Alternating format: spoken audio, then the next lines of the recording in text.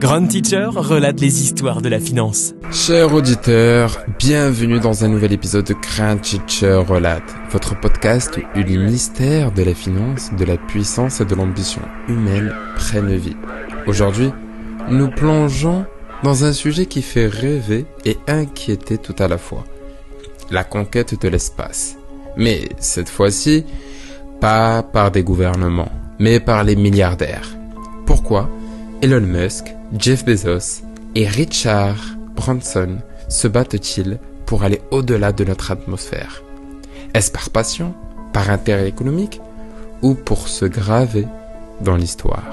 Imaginez un instant un secteur économique estimé à 400 milliards de dollars aujourd'hui et qui pourrait dépasser 1000 milliards d'ici 2040. Bienvenue dans l'économie de l'espace. Les milliardaires l'ont compris. L'avenir de l'argent ne se trouve plus seulement sur Terre. L'espace représente un Eldorado moderne, un Far West technologique où tout reste à faire. Prenons l'exemple de SpaceX. La société fondée par Elon Musk en 2002, initialement son objectif était simple, réduire les coûts de vols spatiaux. Mais aujourd'hui, SpaceX est bien plus que cela. C'est un acteur stratégique. Satellite de communication, mise en orbite de charge utile et surtout le projet Starlink. Imaginez un réseau Internet mondial, accessible même depuis les zones les plus reculées du globe. Révolutionnaire, n'est-ce pas? Mais lucratif avant tout. Et ce n'est pas tout. La Blue Origin de Jeff Bezos cherche à ouvrir l'espace au tourisme. Vous rêvez de flotter en apesanteur. Vous pourriez bientôt réaliser ce rêve pour la modique somme de quelques centaines de milliers de dollars. Enfin, Virgin Galactic de Richard Branson a déjà emmené ses premiers passagers, avec la promesse de transformer ce luxe en une activité régulière. Mais au-delà du rêve, il y a la réalité de l'argent. Pourquoi ces milliardaires investissent-ils autant dans un domaine si risqué? La diversification, mes chers auditeurs. L'espace représente une frontière nouvelle, un terrain où leurs capitaux peuvent fructifier, loin des fluctuations des marchés traditionnels. Pour eux, c'est une manière de préparer l'avenir. Mais il ne s'agit pas seulement d'argent. Il y a aussi la question du pouvoir. En devenant les pionniers de la conquête spatiale privée, ils réécrivent les règles du jeu. Ils deviennent des figures historiques, autrement dit, des visionnaires, comparables à Christophe Colomb ou aux explorateurs de l'âge d'or. Cette influence s'étend même au-delà de l'économie, touchant à la géopolitique. Mais il y a une dimension plus noble à cette conquête. Elon Musk, par exemple, parle régulièrement de l'importance de coloniser Mars.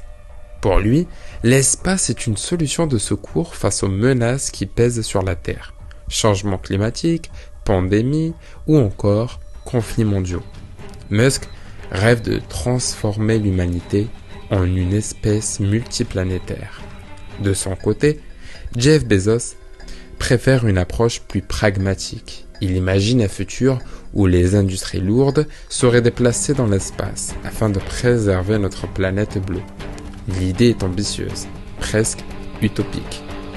Mais n'est-ce pas là que réside tout l'âme de cette conquête? Certains voient dans cette ruée spatiale une énième bataille d'ego entre milliardaires. Après tout, n'oublions pas les petits jeux de rivalité. Qui découvrira Mars en premier? Qui construira la première station spatiale privée? Mais cette compétition a aussi des avantages. Elle accélère l'innovation, réduit les coûts et permet à l'humanité tout entière de bénéficier de ces avancées. Pour autant, la question éthique reste ouverte. L'espace doit-il devenir un terrain de jeu privé?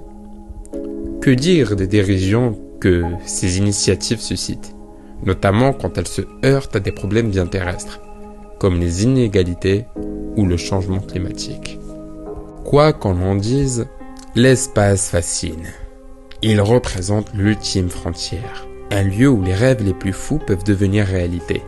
Les milliardaires, par leurs ambitions, révèlent autant de notre désir de grandeur que des limites de notre monde actuel. Alors, faut-il les admirer, les critiquer ou peut-être les deux? Une chose est sûre, la conquête spatiale privée ne fait que commencer. Et, comme toujours, nous serons là pour vous raconter des histoires qui changent notre monde et celui d'au-delà.